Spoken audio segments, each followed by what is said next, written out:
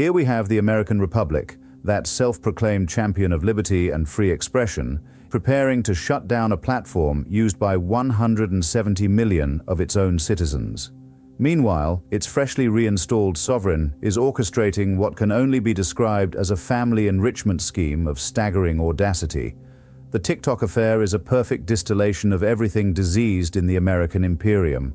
The cynical weaponization of legitimate fears, the breezy dismissal of constitutional principles, and the reduction of governance to something resembling a protection racket for the well-connected. Now let's be clear about one thing. The Chinese Communist Party is an authoritarian threat. Its capacity for digital surveillance and manipulation should worry anyone paying attention. Beijing's techno-totalitarian machine, from social credit systems to concentration camps in Xinjiang, shows a regime that treats information control as existential. The concern that ByteDance, operating under Chinese laws requiring cooperation with intelligence services, might be compelled to harvest American data or tweak its algorithm to sway elections. That's not paranoia, it's prudence. TikTok's data appetite is voracious. Location tracking, browsing histories, biometric identifiers, and the algorithm's power to shape political discourse among young Americans represents a genuine security consideration. But here's where things get properly grotesque. Donald Trump, who tried to ban TikTok outright during his first term, has now cast himself as the app's savior, for a price, naturally. The man who once called the platform an existential threat has discovered, with suspiciously convenient timing, that this threat evaporates if you simply transfer ownership to his collection of billionaire courtiers. Larry Ellison, that surveillance capitalism enthusiast who once fantasized aloud about a society where we're constantly watching and recording everything, emerges as the primary beneficiary of this arranged marriage. One might reasonably ask, if Chinese manipulation of TikTok poses such a dire threat to the Republic, how exactly does handing it to a man who participated in conference calls plotting to overturn the 2020 election make Americans safer? Are we supposed to believe domestic oligarchs with authoritarian leanings are somehow more trustworthy custodians of our data than foreign ones? The answer exposes what this really is. A legitimate security concern has been transformed into a grotesque asset grab.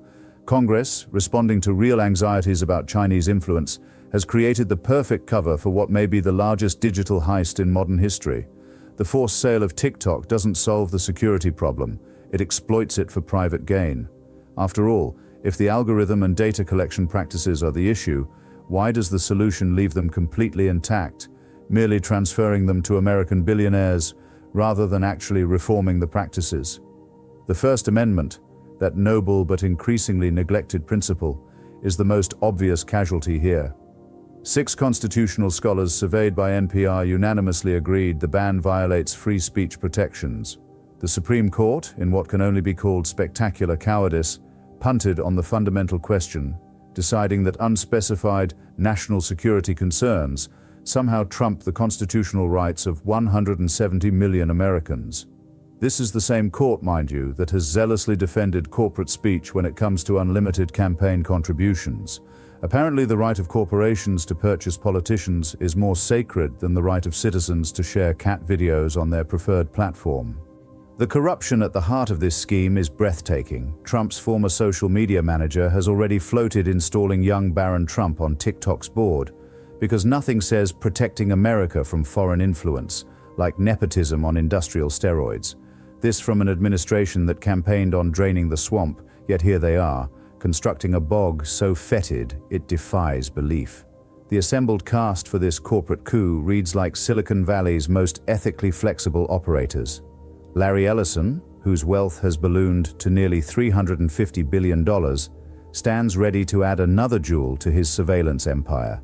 This is a man who hosted Trump fundraisers at his estate, who joined calls about overturning election results, whose company Oracle has been building personnel databases for Trump's Project 2025 initiative.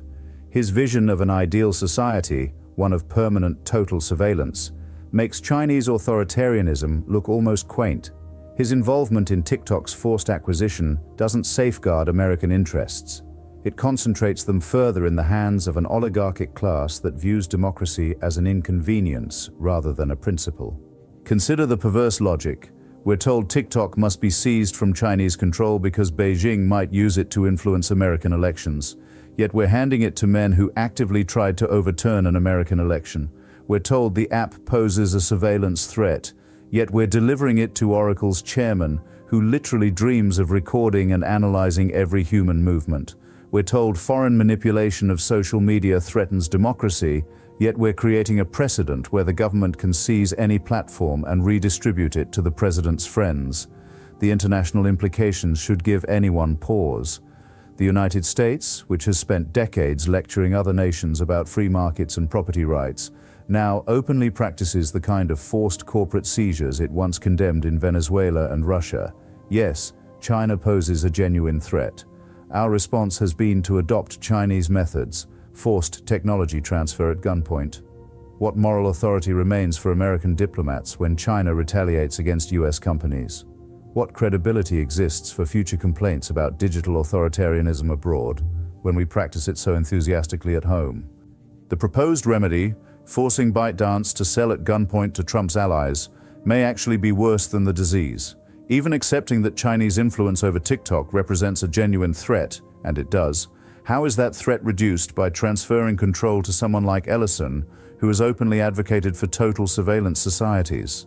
His son David's acquisition of Paramount gives the family control over CBS News, MTV, and Paramount Pictures. Add TikTok to that portfolio and you have a media empire of unprecedented scope, one answerable not to shareholders or the public interest, to a president who treats the justice system as a revenge tool and the Constitution as a suggestion. The timing is particularly instructive.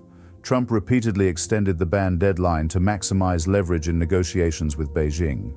Each extension came with theatrical flourish, each a reminder that the president holds power of digital life and death over platforms that displease him. This is governance by hostage-taking, statecraft as extortion. Legitimate security concerns about China have been weaponized into a protection racket. Nice app you've got there, shame if something happened to it, unless you sell it to my friends. The broader implications for online free expression are chilling. If the government can declare a platform a national security threat and force its sale to politically connected buyers, what platform is safe? What prevents a future administration from deciding any social media company hosting inconvenient content represents a threat to American interests? The precedent being set threatens the foundation of online free speech as we know it. Today it's TikTok and China. Tomorrow it could be any platform that refuses to genuflect before power. And let's not ignore the rank hypocrisy of an administration claiming to champion free speech while orchestrating the largest censorship action in modern American history. This is the same Trump who rails against cancel culture and big tech censorship, yet here he stands, canceling an entire platform unless it submits to his patronage network. The same politicians who denounce social media companies for alleged political bias are engineering the ultimate bias, forced ownership by their political allies. The economic precedent is equally troubling. If successful foreign companies can be forcibly divested whenever they become too successful or influential, what does this mean for international investment in American markets? What technology company would risk building significant American presence knowing it could be seized on national security grounds, legitimate or otherwise? This is economic nationalism of the crudest sort, protectionism with a digital face, using genuine security concerns as cover for old-fashioned corporate raiding. None of this minimizes the very real concerns about data privacy, algorithmic manipulation, and foreign influence operations. These are serious issues deserving thoughtful policy responses. China's digital authoritarianism is a model to be resisted, not emulated. Those responses should apply equally to all platforms, regardless of ownership. If data harvesting is the problem, regulate data harvesting. If algorithmic manipulation is the concern, demand algorithmic transparency. Don't pretend changing the nationality of the owners, especially to this particular set of owners, solves anything while leaving underlying practices untouched. The American people, particularly the young Americans who make up TikTok's primary user base, see through this. They understand legitimate concerns about Chinese surveillance have been hijacked for a corporate heist, that this is about enriching the connected class, not protecting national security. When Trump posts videos claiming he saved TikTok, he inadvertently reveals the truth. This was always about power and profit, never principle or protection. What we're witnessing is a watershed moment in American decline. It represents the perfect merger of legitimate security concerns with kleptocratic opportunism. The pretense that American capitalism operates on free market principles, that property rights are sacred, that free speech is paramount. All these pleasant fictions have been stripped away to reveal what lies underneath. A system where genuine threats are exploited for private gain, where constitutional principles are negotiable, and where law is simply another tool for transferring wealth from the many to the few. As this tawdry drama reaches its end, one thing becomes clear. The TikTok affair reveals an American system that has learned to weaponize its own legitimate security concerns for the enrichment of its ruling class. Yes, China poses a real threat to democratic values and personal privacy.